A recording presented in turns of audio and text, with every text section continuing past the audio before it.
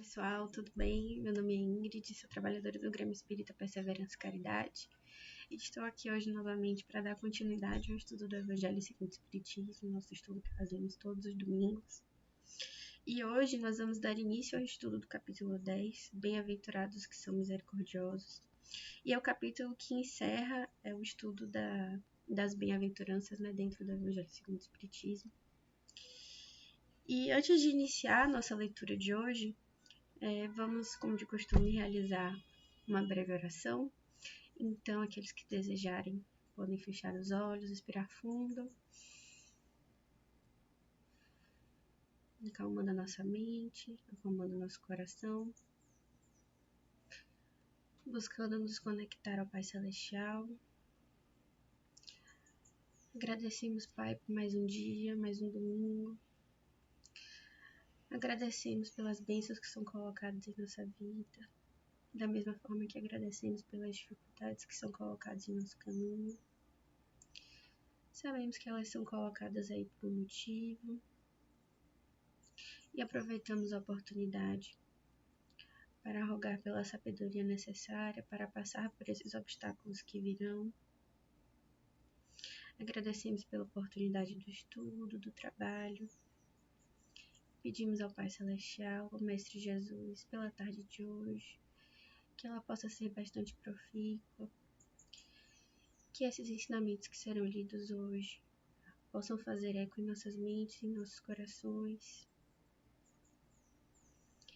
e que a tarde de hoje possa ser tranquila.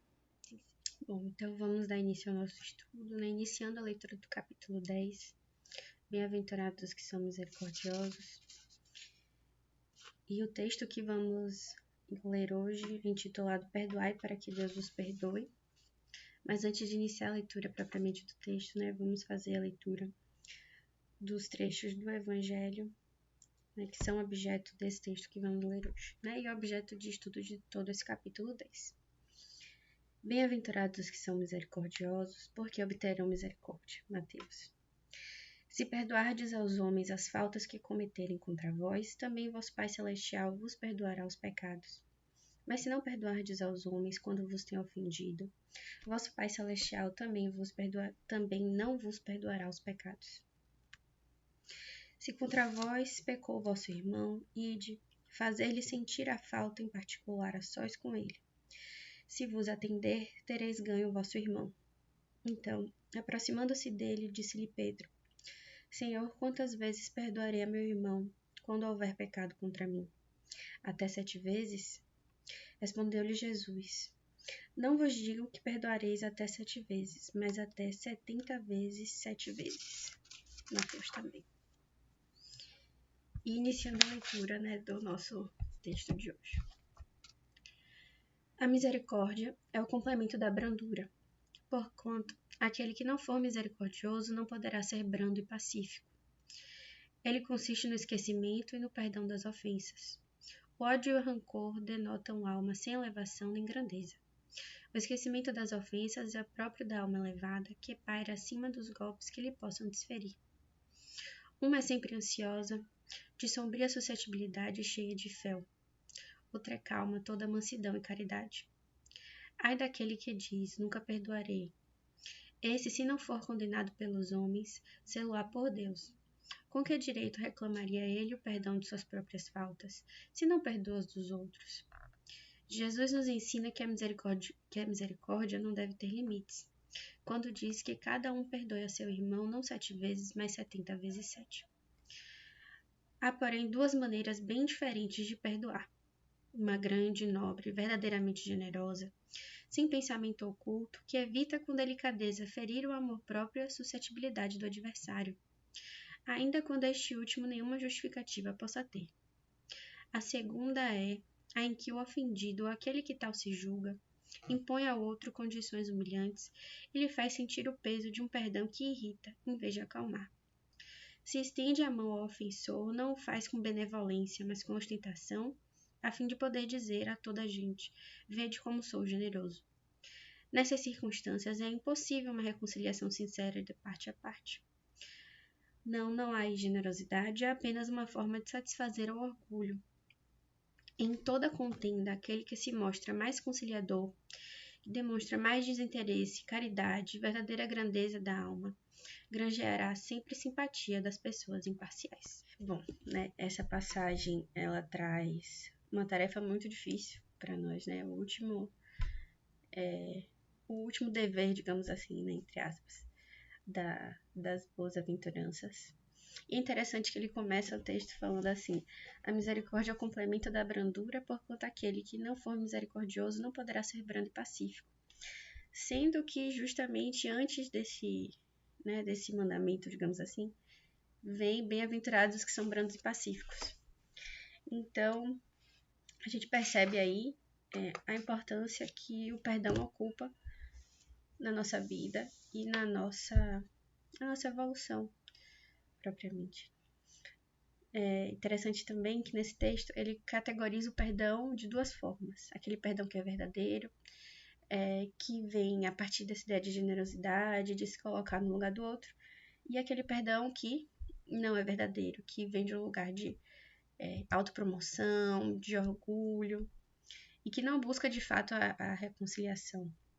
É interessante a gente fazer essa autoavaliação e verificarmos em qual categoria nós nos encontramos na maioria das vezes. Muitas vezes essa dificuldade de perdoar pode vir de um sentimento de orgulho ferido, de um sentimento talvez de rejeição, um sentimento negativo, né, em relação à nossa autopercepção, talvez. E o quão importante é a gente fazer o exercício contrário, né, do contrário. Buscar perdoar verdadeiramente, de coração, e de fato entendendo que nós estamos todos no mesmo barco. E da mesma forma que eu estou suscetível ao erro, o meu irmão também está. Né? Claro que existem vários tipos de ofensa, né? Daquelas mais pequenas, daquelas mais brandas, digamos assim, né? E aquelas ofensas que de fato trazem algumas consequências até nefastas assim, para a nossa existência atual. E isso não está no texto, mas eu acho interessante a gente também fazer esse paralelo, que perdoar não necessariamente significa se tornar joguete na mão dos outros, obviamente que não. Nós também devemos nos amar e entender que nós temos limites. Então, perdão também deve vir aliado a essa ideia, logicamente. E é interessante também quando a gente fala das bem-aventuranças, né? No Sermão da Montanha, que na verdade é uma verdadeira cartilha, digamos assim, do que nós devemos fazer para atingir a nossa felicidade, né? Ou salvação, entre aspas, né? Aqui a gente não tem aquela ideia de salvação tradicional que outras religiões também cristãs têm, mas a ideia de que nós construímos a nossa própria salvação e que ela é construída através do nosso aprimoramento moral, da nossa evolução espiritual, seguindo especialmente o Evangelho do Cristo, né, que é o nosso maior guia. Mas se a gente pudesse escolher o guia dos guias, talvez fosse as bem-aventuranças dentro do Evangelho. Né? Se nós temos consciência de que Deus eu gosto sempre de frisar isso, que Deus é a causa primária de todas as coisas, que é misericordioso, inteligência suprema, enfim, que é de fato nosso Pai que nos ama incondicionalmente e que nos coloca aqui com um propósito. Quando nós buscamos esse propósito que para nós é esse aprimoramento espiritual, esse aprimoramento moral, nossa vida ela fica mais, não diria mais fácil, mas a gente consegue passar de uma maneira mais tranquila pelas dificuldades que virão. E é interessante também a gente perceber que as bem-aventuranças elas estão muito atreladas à ideia de felicidade. E a ideia de felicidade verdadeira, né? Não uma felicidade como satisfação das necessidades imediatas, satisfação dos nossos sentidos, como busca de riqueza, busca de poder, o que muitas vezes pode parecer como felicidade para alguns, mas felicidade no sentido de contentamento, né? De estar alinhado com o seu propósito. E para nós, qual é esse propósito? Nosso propósito maior é a evolução espiritual, é a evolução moral, nos aproximarmos cada vez mais de Deus, das leis de Deus. E as bem-aventuranças, assim, são de fato as coordenadas para que a gente um dia possa conseguir chegar lá, né? Quando a gente tenta de fato seguir essas bem-aventuranças, nós conseguimos talvez experimentar um pouco dessa felicidade verdadeira, né? Essa ideia de contentamento, de estar de acordo com o que eu estou aqui para fazer, com essa ideia de propósito. Então, né, já que estamos encerrando o estudo das bem-aventuranças, é muito interessante a gente fazer essa recapitulação, né? Bem-aventurados os mansos e os pacíficos, bem-aventurados os misericordiosos que lemos hoje, bem-aventurados os brandos e pacíficos, e tentar de fato refletir sobre essas lições e tentar incorporar elas no nosso dia a dia, mas de coração mesmo, né? Com o propósito de fato de atender essa missão, né? Que nós entendemos que é a busca da evolução moral, da busca da evolução espiritual. O que é muito mais difícil, né? Quando a gente pensa nessa ideia de felicidade, não como algo tangível, algo que eu posso conseguir aqui e agora, mas como algo que está para depois, muito provavelmente para depois dessa minha existência atual, fica bem mais difícil, né? Ainda mais quando pensamos em pessoas que estão em condições materiais mais complicadas, essa tarefa ainda fica mais difícil ainda. Mas é isso. É a tarefa a qual Jesus nos conclamou, né? Conclamou.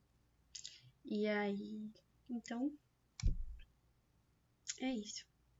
Espero que tenha sido uma tarde bastante proveitosa. E queria aproveitar também para deixar uma recomendação. Tem uma palestra de Haroldo Dutra que fala justamente sobre as bem-aventuranças. O Evangelho e as Boas Aventuranças, que também é muito interessante. Quem tiver curiosidade de assistir, está disponível no YouTube.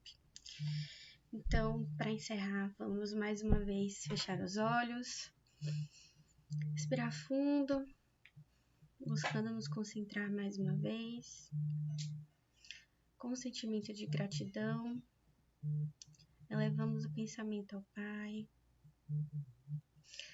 agradecendo por mais esse estudo, mais uma tarde de domingo, e rogando ao Pai a sabedoria necessária para que possamos de fato seguir as lições do Evangelho, que nós possamos estar em harmonia com os ensinamentos que o Cristo nos deixou, nós possamos verdadeiramente perdoar o nosso irmão, que a nossa semana possa ser tranquila, que nós possamos passar pelos obstáculos que virão da melhor maneira possível e que nós possamos estar aqui novamente no próximo domingo. Assim seja. Então, pessoal, boa tarde, bom domingo a todos.